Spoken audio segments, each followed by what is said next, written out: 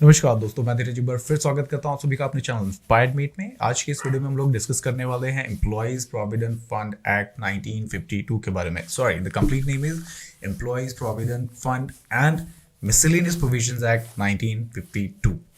तो गाइज यहाँ पे क्वेश्चन आता है, एम्प्लॉइज प्रोविडेंट फंड तो सबको पता है क्या है, लेकिन ये मिसलेनियस प्रोविजंस क्यों ऐड किया हुआ है इसके नाम में। तो गाइज मिसलेनियस प्रोविजन इसलिए ऐड किया है कि जब ये एक्ट लॉन्च किया गया था तो उस वक्त सिर्फ प्रोविडेंट फंड स्कीम इसमें था, लेकिन लेटर ऑन ईपीएफओ ने दो नए स्कीम इसमें ऐड किए, that was employees pension scheme and employee deposit link insurance scheme. Right, तो ये दो स्कीम्स उन्होंने बाद में ऐड किए थे, इसीलिए इसका पूरा नाम है employees provident fund and miscellaneous provisions act 1952। तो वैसे ईपीएफ एक्ट जो है ये काफ़ी बड़ा एक्ट है और इसको सिर्फ एक वीडियो के अंदर कंपाइल करना बहुत ही मुश्किल है, इसलिए मैंने सोचा कि क्यों ना इसकी एक सीरीज बनाई जाए, जिसमें कि जो आज की ये वीडियो है इसमें मैं आप लोगों को बेसिक इंट्रोडक्शन दूंगा एम्प्लॉइज प्रोविडेंट फंड एक्ट के बारे में, प्लस जो पहला स्कीम है ईपीएफ स्कीम उसके बारे में इन्फॉर्मेशन दूंगा, एंड उसके बाद की जो सीरीज होगी उसमें मैं बताऊंगा एम्प्लॉइज डिपॉजिट लिंक इंश्योरेंस के बारे में। तो गाइज शुरू करते हैं आज की इस वीडियो को। और अगर आप लोग मेरे चैनल पे नए हैं तो आई रिक्वेस्ट यू ऑल कि आप लोग जाके प्लीज सब्सक्राइब करें मेरे चैनल को और बेल आइकन को भी जरूर दबा दीजिएगा, सो दैट आप लोगों को मेरी लेटेस्ट वीडियोस की नोटिफिकेशंस मिलती रहें और इस तरीके की वीडियोस मैं लेके आता रहता हूं। तो आइए शुरू करते हैं आज की इस वीडियो को।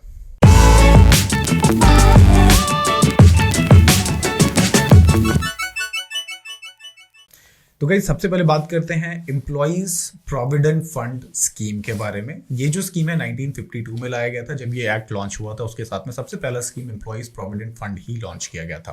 अब ये है क्या? Employees provident fund is a saving scheme जिसमें कि एम्प्लॉइज कुछ सम अमाउंट अपने रिटायरमेंट के लिए जमा कर सकते हैं, यानी कि जब वो रिटायर हो जाए अपने काम से उसके बाद वो इतना पैसा उनके पास में हो कि वो अपना बुढ़ापा अच्छे से व्यतीत कर लें। तो इसी के लिए ईपीएफओ ने ये स्कीम लॉन्च किया जिसमें कि एम्प्लॉय एंड एम्प्लॉयर दोनों मिलके कुछ कंट्रीब्यूशन एम्प्लॉय के बिहाफ में ईपीएफओ में जमा करते हैं और उस कंट्रीब्यूशन के लिए ईपीएफओ उनको इंटरेस्ट पे करता है सालाना।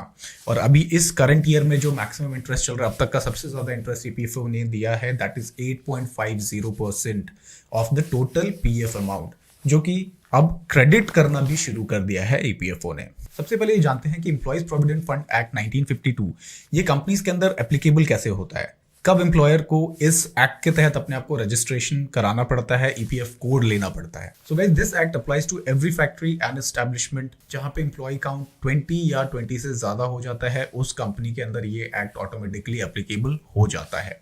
इन शॉर्ट, अगर प्रीवियस 12 मंथ में से किसी भी दिन अगर उस कंपनी के अंदर एम्प्लॉय काउंट 20 या 20 से ऊपर चला गया तो ये एक्ट ऑटोमेटिकली उस कंपनी के अंदर एप्लीकेबल हो जाएगा और ये एम्प्लॉयर की रिस्पॉन्सिबिलिटी बन जाएगी कि वो खुद को इस एक्ट के तहत रजिस्टर कराएं। Employees provident fund act is applicable to whole of India including the state of Jammu and Kashmir.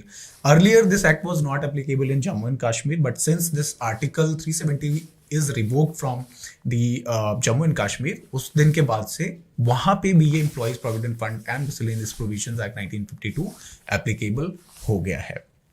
Right? So this act applies to the pan-India, whole of India, including the state of Jammu and Kashmir. It becomes applicable to any organization where the number of employees reaches 20 or more than 20 in any day of the preceding 12 months. पिछले 12 महीनों में किसी भी दिन अगर company की employ count 20 या 20 से ऊपर चला जाता है तो उस दिन से ये एक्ट उस ऑर्गेनाइजेशन के अंदर एप्लीकेबल हो जाता है और उस एम्प्लॉयर की रिस्पॉन्सिबिलिटी हो जाती है कि अपनी कंपनी को इस एक्ट के तहत रजिस्टर करें, ईपीएफ का कोड लें और एम्प्लॉय और एम्प्लॉयर के बिहाफ पे वो लोग कंट्रीब्यूशन देना शुरू कर दें।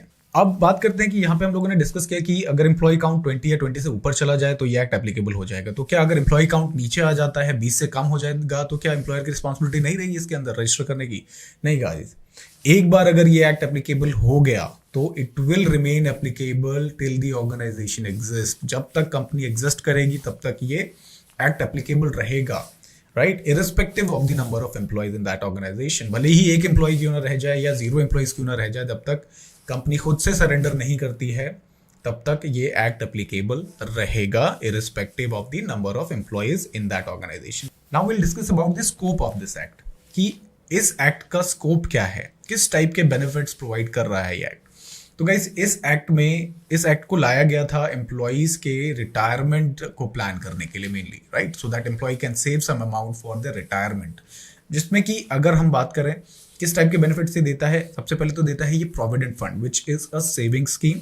जब एम्प्लॉय रिटायर हो जाएगा तो उसको एक अच्छा खासा अमाउंट मिलता है रिटायरमेंट के बाद, जिसमें कि उसका कॉन्ट्रीब्यूशन प्लस जो ईपीएफओ इंटरेस्ट पे करता है वो पूरा अमाउंट उसको मिलता है रिटायरमेंट के बाद। That is a saving scheme. Retirement के बाद उनके पास एक अच्छा खासा सेविंग अमाउंट होता है। इसके अलावा एम्प्लॉयज को यहाँ पे सुपर एन्युएशन पेंशन मिलता है, यानी कि एम्प्लॉय जब रिटायर हो जाएगा 58 ईयर्स की एज अचीव करने के बाद, उसके बाद ईपीएफओ उन एम्प्लॉयज को मंथली पेंशन देना शुरू कर देता है, जो कि पार्ट है एम्प्लॉयज पेंशन स्कीम का, राइट। तो ये है दूसरा बेनिफिट। तीसरा, यहाँ पे फैमिली पेंशन भी दिया जाता है in case of death. Death benefits भी हैं इसके अंदर। अगर किसी एम्प्लॉय की डेथ हो जाती है और डेथ के दौरान वो अगर ईपीएफओ का मेंबर था, उस केस में भी उसको मल्टीपल बेनिफिट्स ईपीएफओ देता है। सबसे पहला तो होता है कि फैमिली पेंशन शुरू हो जाता है उस एम्प्लॉय के नाम का, राइट। और एम्प्लॉय ईडीएलआई बेनिफिट उसको मिलता है। ईडीएलआई इज एन इंश्योरेंस स्कीम जो कि इस एक्ट के अंदर है, तो वहाँ पे इंश्योरेंस का पैसा भी उसको मिलता है। तो डेथ बेनिफिट भी यहाँ पे मिलता है ईपीएफओ के अंदर। अब बात करते हैं कि अगर एक बार कंपनी एप्लीकेबल हो गई तो एम्प्लॉयज कैसे एलिजिबल होंगे इसके अंदर बेनिफिट्स लेने के लिए। तो गाइज, एम्प्लॉयज की एलिजिबिलिटी का क्राइटेरिया बहुत ही सिंपल है और बहुत कंफ्यूजिंग भी है। तो गाइज, एम्प्लॉयज की एलिजिबिलिटी हम लोग चेक करते हैं एम्प्लॉयज की बेसिक सैलरी के बेसिस पे। अगर किसी एम्प्लॉय की बेसिक प्लस डीए 15,000 या 15,000 से कम है तो वो एम्प्लॉय ऑटोमेटिकली एलिजिबल है ईपीएफओ के अंदर एनरोल होने के लिए। लेकिन अगर 15,000 से ज़्यादा है तो वहाँ पे दो केसेस हो जाते हैं। अगर 15,000 से ज़्यादा है बेसिक एंड डीए एम्प्लॉयज़ का, तो यहाँ पे देखा जाएगा कि एम्प्लॉई पहले कभी ईपीएफओ का मेंबर रहा है कि नहीं। अगर पहले वो कभी ईपीएफओ का मेंबर रहा है तो इन दैट सिचुएशन ये लाइबिलिटी बन जाती है कंपनी की कि उस एम्प्लॉय को मैंडेटरली पीएफ के अंदर रजिस्टर करे, भले ही उसका बेसिक एंड डीए 15,000 से ज़्यादा ही क्यों ना हो। लेकिन अगर वो पहले प्रीवियसली मेंबर नहीं था ईपीएफओ का और उस सिचुएशन में अगर उसकी बेसिक एंड डीए ज़्यादा है, तो यहाँ कंपनी के पास ऑप्शन होता है कि उस एम्प्लॉय को रजिस्टर करे या एक्सक्लूड कर दे ईपीएफओ में से। तो यहाँ पे जो एम्प्लॉयज़ की एलिजिबिलिटी क्राइटेरिया है बहुत इंपॉर्टेंट है और इसको बहुत ध्यान से समझना गाइस। अगर किसी की बेसिक एंड डीए 15,000 से कम या 15,000 के बराबर है तो एम्प्लॉय मैंडेटरली पीएफ के अंदर रजिस्टर होना चाहिए, मैंडेटरी है रजिस्टर करना उसको। अगर बेसिक एंड डीए 15,000 से ज़्यादा है, दो केसेस देखने हैं, पहले वो पीएफ का मेंबर था या नहीं था। अगर था तो अगेन मैंडेटरी है उसको पीएफ के अंदर रजिस्टर करना, अगर नहीं था तो यहाँ पे एम्प्लॉयर के पास में चॉइस है कि वो उसको रजिस्टर करना चाहते हैं कि नहीं। तो ये थी बात एम्प्लॉयज़ की एलिजिबिलिटी का पीएफ एक्ट के अंदर। अब एक बार एम्प्लॉय एलिजिबल हो गया तो कंट्रीब्यूशन किस रेट से जाएगा, मतलब ईपीएफओ जितने भी बेनिफिट्स देता है एम्प्लॉयज को वो सारा बेनिफिट बेस्ड होता है एम्प्लॉई और एम्प्लॉयर के द्वारा जमा किए गए पीएफ कंट्रीब्यूशन के बेसिस पे। बट एम्प्लॉयर किस रेट से कंट्रीब्यूशन जमा करते हैं, तो गाइस सभी को ज्यादातर पता है कि एम्प्लॉय जमा करता है 12% के रेट से और एम्प्लॉयर भी जमा करता है 12% के रेट से ऑफ देयर पीएफ वेजेस। तो गाइस यहाँ पे एम्प्लॉयर की जो कॉस्ट होती है वो होती है टोटल 13%। उसमें की जो 1% एक्स्ट्रा है वो 0.5% जाता है एम्प्लॉय डिपॉजिट लिंक इंश्योरेंस में, जिसको आप एज अ प्रीमियम अमाउंट भी बोल सकते हो। रिमेनिंग 0.5% जो है वो जाता है as a PF admin charges.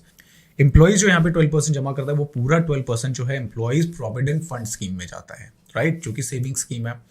और एम्प्लॉयर जो 12% दे रहा है, 12% प्लस 1%, उसमें जो 12% वाला अमाउंट है उसका 3.67% ही सिर्फ पीएफ फंड में जाता है और रिमेनिंग 8.33% जो अमाउंट है वो जाता है पेंशन फंड के अंदर।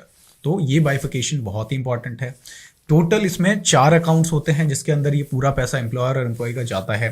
अकाउंट 1 होता है पीएफ अकाउंट, जिसमें कि एम्प्लॉयर कंट्रीब्यूट करता है 3.67%, एम्प्लॉय का पूरा 12% इसी अकाउंट नंबर 1 में जाता है, that is employees provident fund scheme. फिर आता है अकाउंट नंबर 2 जो कि है पीएफ एडमिन चार्जेस, जिसमें कि सिर्फ एम्प्लॉयर कंट्रीब्यूट करता है और कंट्रीब्यूशन रेट है 0.5% of PF wages. Then account number 10 that is employees pension scheme, जिसमें अगेन सिर्फ एम्प्लॉयर कंट्रीब्यूट करता है 8.33% के रेट से। देन अकाउंट नंबर 21 आता है that is employees deposit link insurance, जिसमें अगेन सिर्फ एम्प्लॉयर कंट्रीब्यूट करता है 0.50% ऑफ द पीएफ वेजेस। तो ये पूरा बाइफिकेशन है पीएफ कंट्रीब्यूशन का, जो एम्प्लॉय का 12% है पूरा प्रोविडेंट फंड में जाता है और एम्प्लॉयर जो 13% का कॉस्ट बेयर करता है वो बाकी के रिमेनिंग अकाउंट्स में कंट्रीब्यूट किया जाता है। तो गाइस ये था पीएफ का कंट्रीब्यूशन।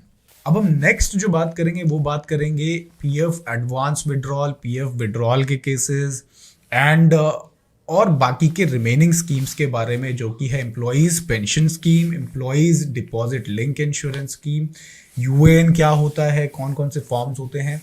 तो ये सारी इन्फॉर्मेशन जो है गाइज मैं नेक्स्ट सीरीज में लेके आऊँगा।